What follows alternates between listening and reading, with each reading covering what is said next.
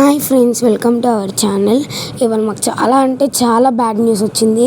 అదేంటంటే మా బర్రె ఉంది కదా, ఆ బర్రె ఈసుకుపోయింది. ఒక బర్రెమో పాపం పిచ్చుకుక్క గడిచి ఇంకా అది అలా, ఇప్పుడేమో ఇది ఈసుకుపోవడం.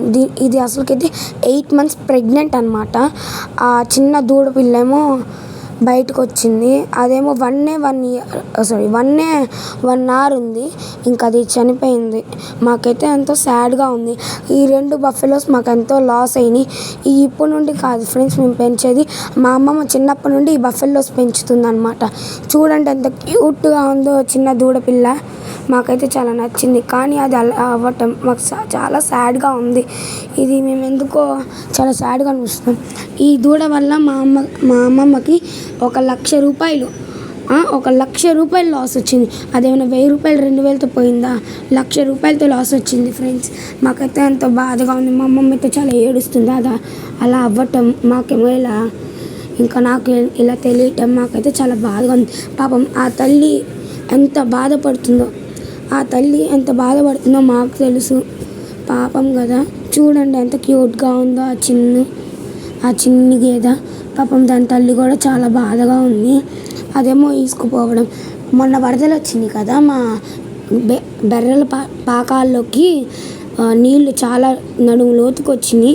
అవేమో పొలానికి వెళ్ళిపోయినాయి. అక్కడేమో నడుము లోతుకి నీళ్ళు. పాపం అయిన 3 రోజులు తిండి తిప్పలు లేకుండా అక్కడే నానుతూ కూర్చున్నాయి. దానివల్ల అది ఈసుకుపోయిందనమాట.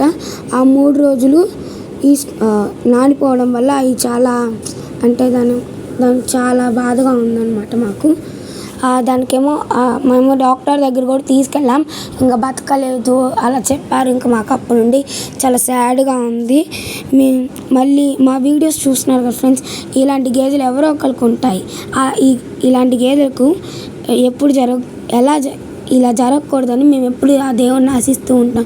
ఇలా అసలు ఎవరికి జరగకూడదు.